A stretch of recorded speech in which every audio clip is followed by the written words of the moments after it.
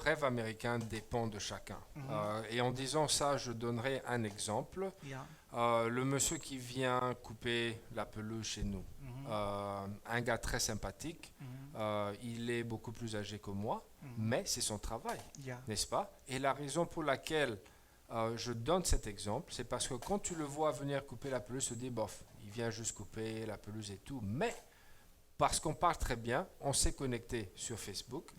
Et quand je vois ces photos, la façon dont il fait ses barbecues le week-end, il est avec sa famille, tu vois un peu, il a sa petite maison et il est connecté avec les gens qui sont encore au Mexique, mais il en vit, tu vois un peu. Donc tu n'as pas besoin d'être dans un bureau, tu n'as Yeah. pas besoin d'être quelque part, comme j'ai dit, travailler pour la NASA ou quoi, pour vivre le rêve américain. Donc lui, C'est-à-dire que il est en train de vivre ce rêve. tout dépend de votre base. Exactement. Tout dépend de ta base et de Ok. ta formation, comme j'ai dit tout à l'heure. Uh-huh. Donc, quel que soit ton niveau, quel que soit le travail que tu avais avant,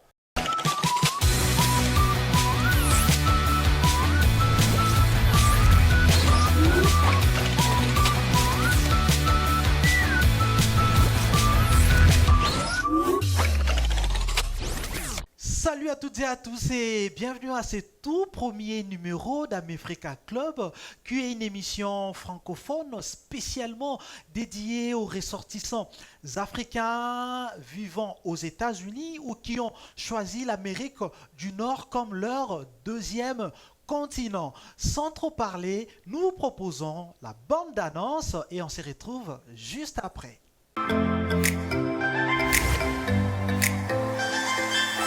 Prenez rendez-vous avec Amefrica Club, une production de Pixel Media et Congo Promo, ouvert aux leaders, entrepreneurs, artistes, pasteurs, opérateurs socio-économiques, culturels, scientifiques et politiques. Découvrez l'autre facette parfois méconnue des Américains d'Afrique, des histoires d'hommes et de femmes qui innovent, entreprennent et réussissent.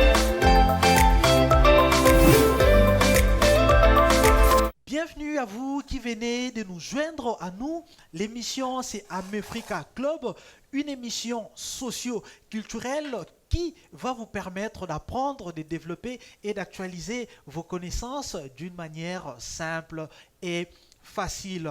Le rêve américain est notre sujet. Je ne suis pas seul sur ce plateau. Nous allons en parler avec Patrick Nawaz Khan, que je salue. Salut Patrick. bonjour Trésor, comment ça va? Très bien, Un j'espère plaisir que... d'être ici. Merci beaucoup, j'espère que je n'ai pas massacré ton nom. hein. Absolument pas, c'était parfait, merci. Le rêve américain, ça te parle? Permets-moi de te tutoyer. Absolument, oui, absolument. Donc le rêve américain, quand on pense à l'Amérique, c'est cette pensée qu'on a de pouvoir venir s'établir dans ce pays Ok, et de faire quelque chose de sa vie, ok. n'est-ce pas? Donc les opportunités sont données à toute personne, d'où vient le rêve américain. Wow.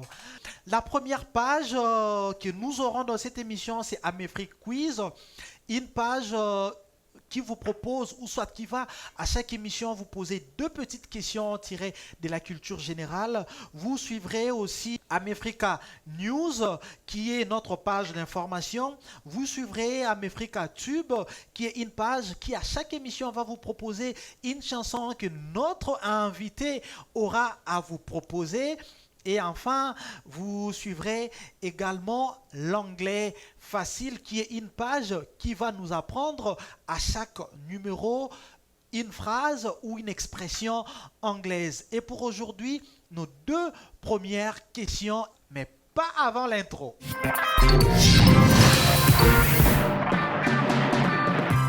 La première question, très chers téléspectateurs, est celle de savoir qui est l'actuel gouverneur de l'État de Texas. Patrick, pas pour vous, c'est pas à vous de répondre parce que je sais que vous avez la réponse. Mais la question Oui. est dédiée à nos téléspectateurs. Et je précise, très chers téléspectateurs, en répondant à nos deux petites questions ici que nous posons, vous allez gagner $30.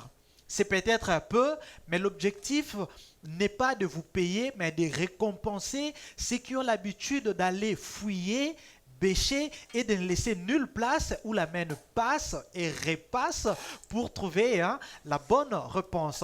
La deuxième question est celle de savoir qui est le président américain qui avait aboli définitivement l'esclavagisme.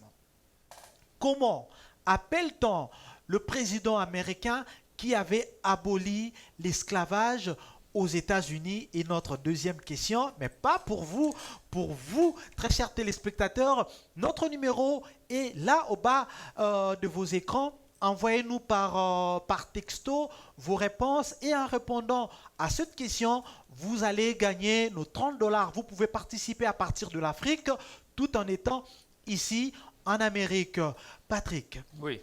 ma question pour vous maintenant est celle de savoir, bien que vous n'aurez pas les $30, Et c'est beaucoup d'argent. Hein? Oui, c'est beaucoup d'argent. C'est quand même pas peu. Donc, une bonne récompense. Merci beaucoup. Où se trouve le siège du gouvernement de l'État de Texas?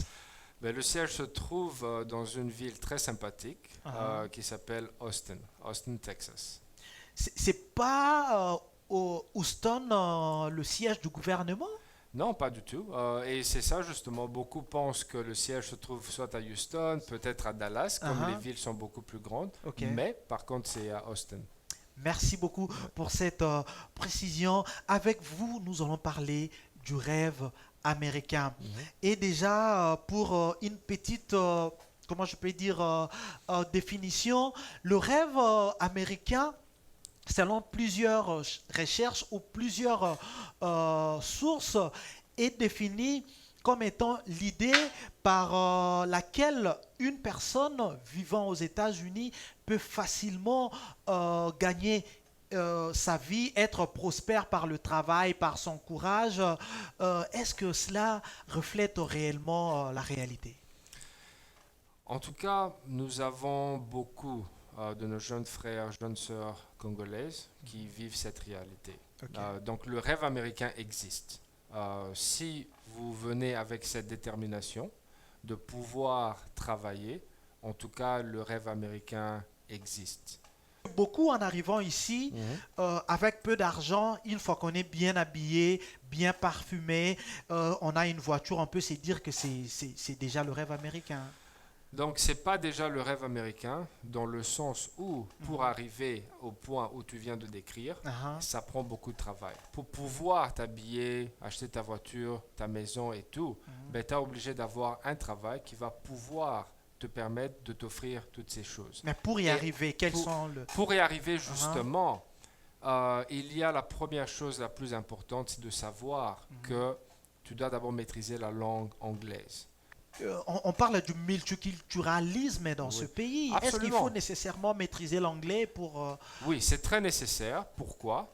Parce que en connaissant l'anglais, ça va ouvrir beaucoup plus de portes. Tu pourras communiquer. Tu arrives, tu as besoin d'informations, rien que pour prendre le téléphone et demander ce dont tu as besoin. Tu as besoin de parler en anglais. Surtout si tu dois chercher des documents avec des documents officiels. Tu vois? Maintenant, nous avons des communautés qui sont assez soudées, ou peut-être qu'ils ne parlent pas l'anglais, mais ce sont des communautés très intégrées, n'est-ce pas? Où ils arrivent à faire leur petit business, comme les Chinois qui font beaucoup de magasins, restaurants et tout. Leur anglais n'est peut-être pas aussi fameux, mais la personne qui va être en charge, ils sont obligés de parler l'anglais. Fournir un effort pour maîtriser la langue. Exactement. Et tu sais quoi? Nous avons tous un accent. Donc, ça n'a rien à voir avec notre façon de s'exprimer. Mais par contre, c'est comment nous donnons nos pensées. Ce que je veux dire par là, c'est quoi? Tu dois être en mesure de pouvoir t'exprimer et que la personne comprenne exactement ce que tu essaies de dire. Donc, on n'a pas besoin d'un anglais parfait. Ça n'a pas besoin d'être parfait du moment où tu sais t'exprimer, mais aussi, très important, comprendre. Oui. Et comme vous avez parlé de la langue qu'il faut maîtriser, très chers téléspectateurs, nous vous proposons notre page L'anglais facile et on se retrouve juste après avoir appris quelque chose en anglais. On ne dit pas I am agree with you. Ok, il n'y a pas besoin du verbe être. Regardez. Could you resume, please? Resume. Ok, qu'est-ce que ça veut dire ça? Est-ce que ça veut dire résumer? La réponse est non. Resume. Ok, accent tonique sur la deuxième syllabe. Resume. Ça veut dire continuer. Ce n'est pas résumer. Résumer, c'est to sum up. C'est d'ailleurs un phrasal verb que vous pouvez retenir. To sum up, résumer, faire un résumé. Et pour dire, pourriez-vous continuer, s'il vous plaît? Il y a plusieurs façons de le dire en anglais, notamment celle-ci. Could you resume, please? Resume, c'est continuer, c'est pas résumer. Si vous avez par exemple un lecteur DVD chez vous, vous regardez sur la télécommande ou des fois ça s'affiche à l'écran, c'est marqué resume pour dire appuyez sur play pour que ça continue. D'accord? Vous avez mis sur pause, resume, ça permet de continuer. Ben, c'est exactement le même mot, exactement le même verbe. Donc ça, c'était le premier de nos chers faux amis. Passons maintenant à un de mes favoris, le deuxième. She's very sensible. Accent tonique sur la première syllabe. Attention, ce n'est pas sensible, mais c'est sensible.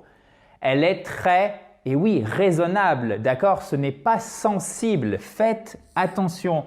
Ce n'est pas, elle est très sensible. Il y a une grosse différence, vous l'imaginez bien, au niveau du sens entre sensible et raisonnable. She's very sensible. Et comment on dit d'ailleurs sensible? Alors là, c'est pour ça que c'est d'autant plus piégeux, si je puis dire.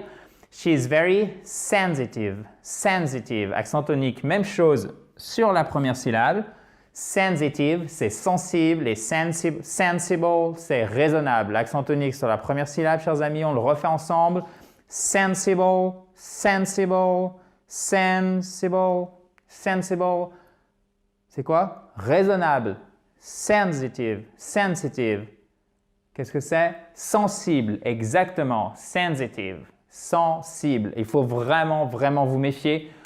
Notez tout simplement, je vais prendre mon stylo rouge, décidément, ça sera beaucoup mieux. Notez ces exemples, revenez dessus demain, dans quelques jours, dans 2 semaines, dans 1 mois. Et petit à petit, avec cette répétition espacée, vous allez pouvoir vous en imprégner, vous allez pouvoir les mémoriser, puisque comme c'est du vocabulaire courant, vous allez le croiser, si je puis dire littéralement, souvent.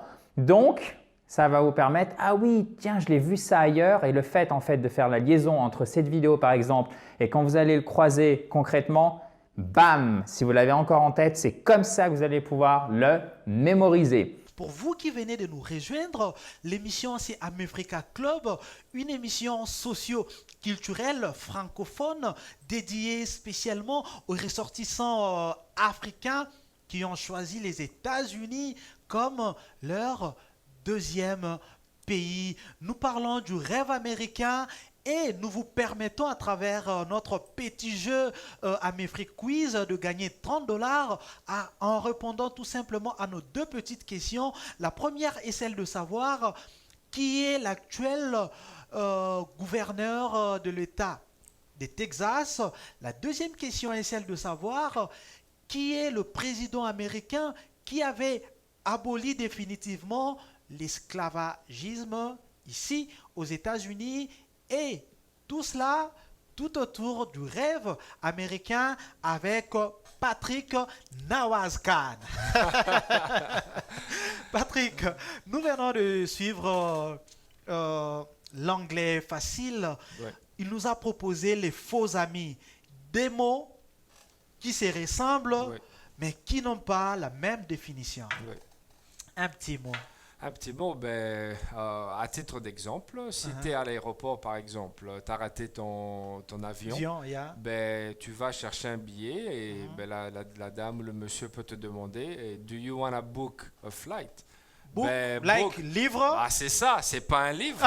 Donc il faut pas que, surtout nous on vient d'Afrique, on te dit book, tu penses à la chèvre. Non, directement, moi j'ai pensé premièrement au livre ou bien au book avec la chèvre. Non, c'est pas ça du tout. Donc du moins la book of flight, c'est plus dans le sens de réservation. Voilà, okay. Donc c'est ça quoi.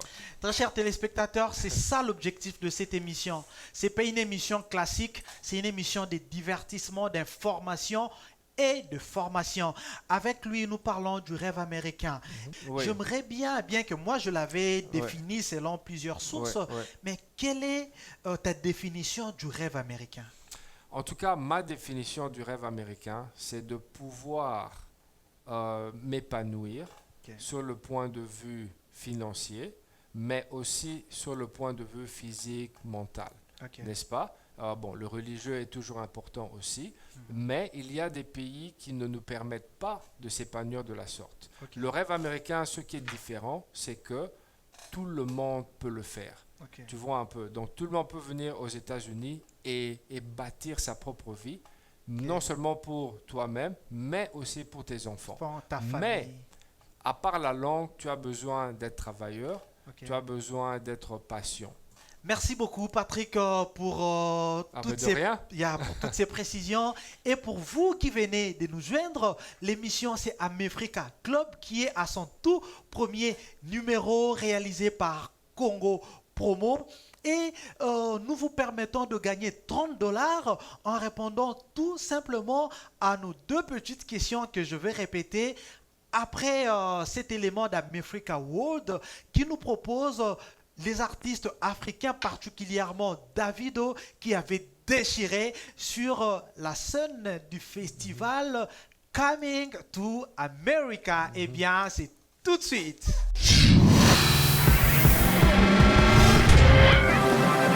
We are the world. We are the world. We are the children. We are the children. We are the ones who make a better day.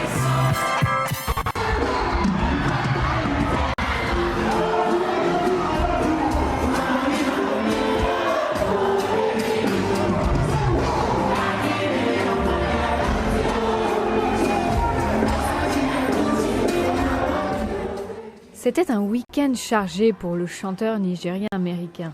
Il a publié 3 nouvelles chansons.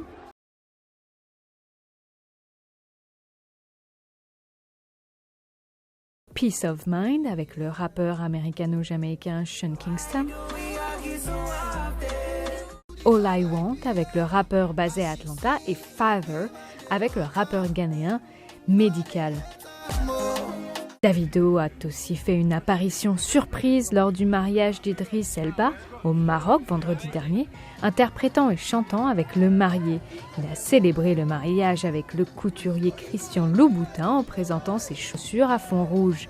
L'époux, l'homme le plus sexy vivant selon People Magazine, a porté un smoking du designer ghanéen Oswald Boaten lors de son mariage avec la mannequin Sabrina Dower d'origine somalienne. Samedi, Davido a pris un vol privé pour Washington DC afin de se produire au festival Coming to America Music, aux côtés du rappeur français d'origine ivoirienne Vanji Dream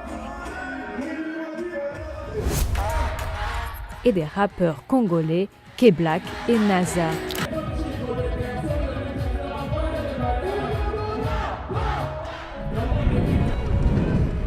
Davido était le plus grand nom de la formation et le dernier à être monté sur scène.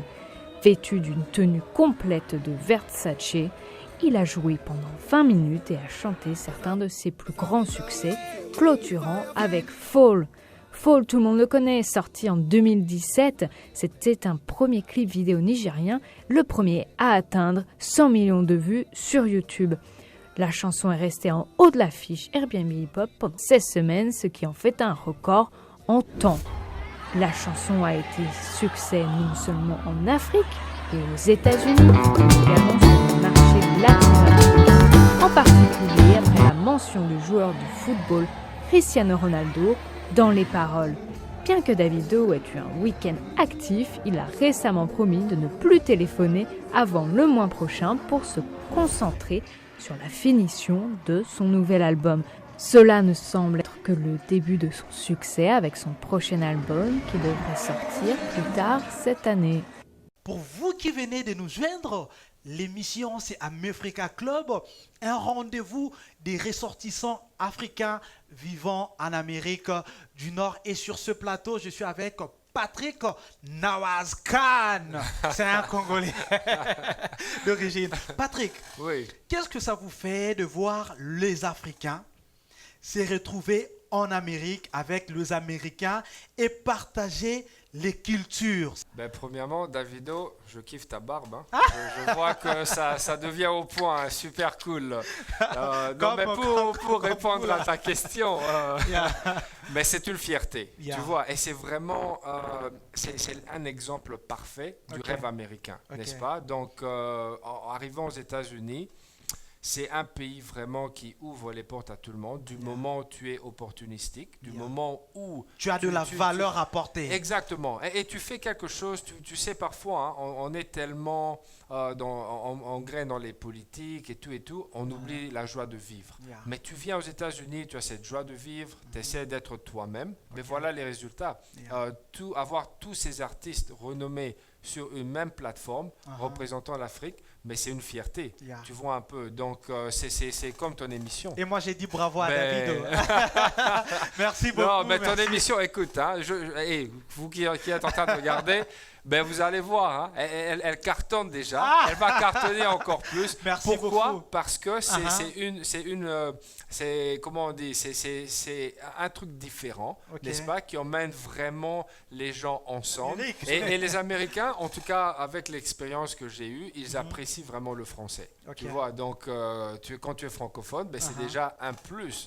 Et même en arrivant ici, nous avons dit que c'est important de parler l'anglais, mais sans oublier ses origines. Et en parlant français, ben devine quoi?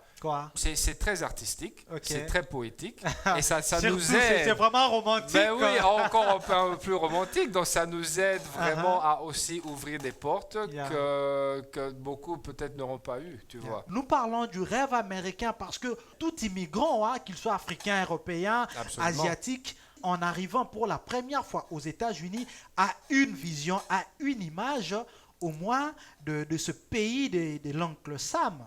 Oui, le rêve américain dépend de chacun. Et en disant ça, je donnerai un exemple.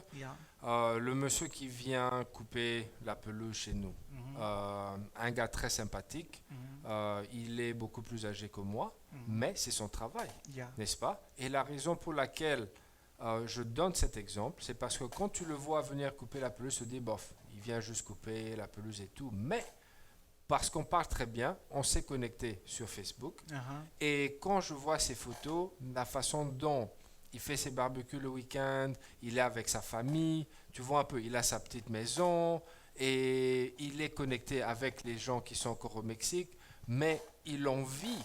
Tu vois un peu. Donc, tu n'as pas besoin d'être dans un bureau. Tu n'as pas besoin d'être quelque part, comme j'ai dit, travailler pour la NASA ou quoi, pour vivre le rêve américain. Donc, lui, il est en train de vivre ce rêve.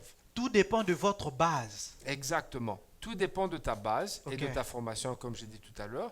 Donc, quel que soit ton niveau, quel que soit le travail que tu avais avant, tu peux venir ici et t'intégrer du moment où tu sais t'adapter. Pour continuer, très chers téléspectateurs, nous vous proposons America News et on se retrouve juste après. L'actualité américaine et africaine. Plus de 9 millions, c'est le nombre de visas non-immigrants que les États-Unis ont délivrés l'an dernier. On compte parmi les bénéficiaires des touristes, des étudiants et des travailleurs temporaires. Ils sont venus du monde entier. Mais le hic, environ 2% d'entre eux ne sont pas repartis chez eux à la date butoir. La Maison-Blanche n'est pas contente. Elle a donné 3 mois au secrétaire d'État et à la sécurité intérieure pour régler le problème ou tout au moins réduire ce taux. Le Congrès doit cependant également agir pour corriger nos lois sur l'immigration qui sont horribles, obsolètes, faibles et pathétiques. Les étrangers dans cette situation irrégulière dépassent le nombre de personnes arrêtées à la frontière américaine, ce qui représente d'après le gouvernement une tranche importante des quelques 11 millions d'illégaux en Amérique. Mais faut-il cibler les pays avec les plus forts taux de dépassement ou les pays dont les ressortissants sont plus nombreux à prolonger illégalement leur séjour? La distinction est à faire et la question fait débat. Le Tchad a un taux de dépassement de séjour d'environ 20%, mais cela ne représente qu'environ 140 personnes en 2017, alors que vous avez un pays comme le Royaume-Uni qui compterait plus de 23 000 dépassements de séjour en 2017. Le Royaume-Uni a toutefois un taux qui est très bas, mais 23 000 est un chiffre qui dépasse largement celui de 140. Pour des militants pro-migrants, la nouvelle initiative vise injustement les pays africains et pourrait être contestée devant les tribunaux. Si le gouvernement décidait de limiter les visas d'affaires B1, B2 à des ressortissants des pays africains, vous pourriez intenter un procès pour discrimination et affirmer que ce changement de règles ou ce changement administratif est arbitraire et discriminatoire. Pour l'administration Trump, s'attaquer à ce problème d'abus de visa expirés est prioritaire afin, dit-elle, de protéger les contribuables américains. Très chers téléspectateurs, vous venez là de suivre Amefrica News qui a mis un point sur les nouvelles mesures du président Donald Trump visant principalement les Africains qui dépassent volontairement la validité de leur visa pour rester ici aux États-Unis illégalement. Patrick, quel est votre aperçu, je ne sais pas, par rapport à toutes ces mesures? Et je salue nos frères de la Voix de l'Amérique, particulièrement à Roger Muntu, mon frère, pour cet élément. Quelles que soient les façons dont les gens entrent dans le pays, un truc que le président devrait comprendre, c'est que le pays a été fondé par des immigrants, n'est-ce pas? Quel que soit qui vient. Donc, c'est un fléau très important, mais on a besoin de tout le monde ici, n'est-ce pas? Donc, c'est notre responsabilité de faire un effort quand nous venons, de pouvoir nous légaliser le plus vite possible. Je pense que si nous faisons ça, ça va faciliter la vie à nos frères qui viendront après nous, quoi. Nous rencontrons beaucoup d'immigrés africains ici qui travaillent dans le warehouse, qui traversent en tout cas des situations très difficiles. Est-ce que pouvons-nous toujours être en train de parler du rêve américain ou pour certains, le fait de ne pas avoir maîtrisé la langue, ne pas avoir un bon boulot, n'est pas parce que pour certains, il faut le dire, le rêve américain, c'est avoir une bonne voiture, avoir une belle femme, avoir une belle maison. Bon, une fois qu'on n'est pas dans cela, le rêve américain devient un cauchemar. En tout cas, je vois ton point de vue, mais ce que j'aimerais dire, c'est que avant de pouvoir te lancer de l'avant, n'est-ce pas? Parfois, tu dois faire un pas en arrière pour prendre ton élan. Donc, le warehouse, en tant que premier travail peut-être, n'est pas une mauvaise chose. Pourquoi? Parce que ça te donne cette occasion de pouvoir t'imprégner dans le travail en Amérique. C'est un début, mais ce n'est pas une fin, n'est-ce pas? Donc, le warehouse n'est pas quelque chose de mauvais si vous faisiez de la sorte de pouvoir vous en sortir. Donc, pendant que vous travaillez au warehouse, ça vous permet de payer vos factures et tout, mais faites votre examen de conscience, sachez ce que vous voulez faire et essayez de vous en sortir le plus vite possible. Si je vous ai bien compris, nous pouvons, ou moi je peux dire que on doit, quand on arrive dans ces pays, on doit considérer le warehouse comme un travail alimentaire, juste pour trouver une base. Pas nécessairement. Et je te dirai pourquoi. Il n'y a pas que des Africains qui travaillent dans ces warehouses. Il y a des Américains qui y travaillent aussi. L'important, parfois, c'est pas combien d'argent tu fais, mais parfois, c'est combien d'argent tu gardes. Ou alors vivre une vie confortable, quel que soit là où tu es. Merci beaucoup, Patrick. Nous sommes arrivés à la fin de cette émission, très chers téléspectateurs. Mais nous vous proposons le tube, notre page Amefrica Tube, une chanson que Patrick, vous pouvez dédier à qui? En tout cas, j'aimerais bien dédier la chanson à mon épouse, ma charmante Tania. Donc, ça va faire 10 ans qu'on est ensemble. Waouh, bravo! Et bon, moi, je sais pas. En tout cas, je vieillis, les cheveux deviennent gris, mais elle devient de plus en plus belle. Wow! Donc, dédicace. Ça, c'est une proclamation d'amour. Ben oui. Hein. Donc, il n'y a pas le choix. Et comment elle s'appelle déjà? Elle s'appelle Tania. Tania, dédicace spéciale à vous. À travers ce tout premier numéro d'Amefrica Club, eh bien, c'est tout de suite.